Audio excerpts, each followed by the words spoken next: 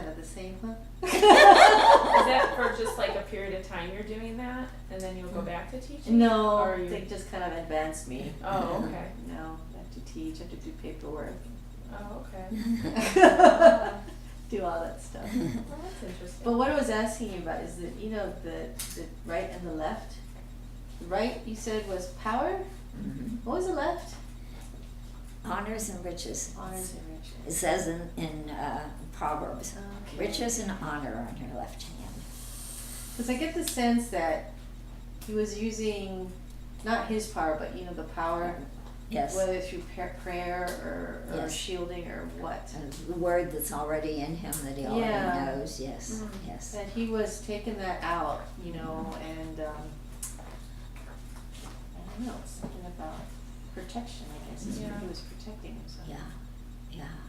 That's interesting. You Some know, and- some people, when the Holy, you know, if they have a gift of healing, or they'll feel it in their right hand. I feel it in my left hand.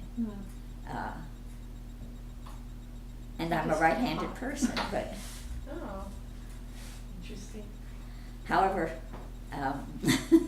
there's a whole theory about handedness that has nothing, I don't know if it has a spiritual application or not, but there's a book out called Drawing from the Right Side of the Brain, because the right side of the brain is the creative side, but many artistic, creative people are left-handed.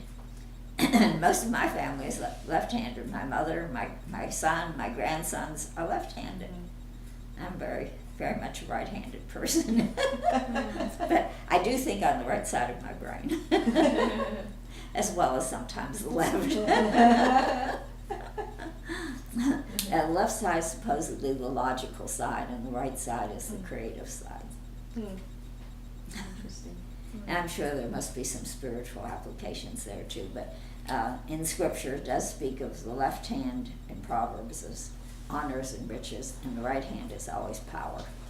And in a dream, for instance, or biblically, there's a significance to where people are seated. The right hand is always the place of honor. The left hand is not as significant.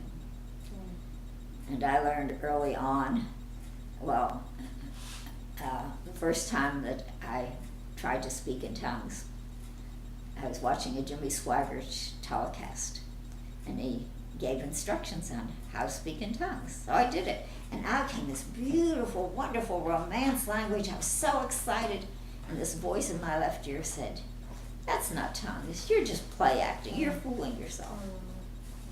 I learned, don't pay attention to the left ear. At least for me. Wow. Good to It know. took years for me then, after another service at Phoenix First Assembly, run by the college and career group. I went forward to get tongues, and I was in a group of men who were mostly migrant workers. I was the only woman in this group, and this college gal prayed for us. I don't know what happened to the men, but all I got was "guh, guh." And I was so excited all the way home. I drove through every red light, but God kept the police away from me. I was so excited I couldn't sleep that night because I could go "guh, guh" in the spirit. That's awesome. Yes, left ear for me was nothing. Now, it might not be that for other people. but Gosh, I wish there were consistent rules, make it a whole lot easier. well, God doesn't make any two of us alike. And the enemy tries to find out our weaknesses. So, and as I say, he knows God's systems and rules and so on better than we do. And so he can tell, he knows, the enemy knows even when we're in our mother's womb, which are going to serve God and which are not. And almost everybody with prophetic gifts has had a traumatic birth. Or if it wasn't a traumatic birth, at least the first 5 years of their lives, lots of illness and lots of trauma, because the enemy tries to destroy them physically if possible, or to deflect them into evil.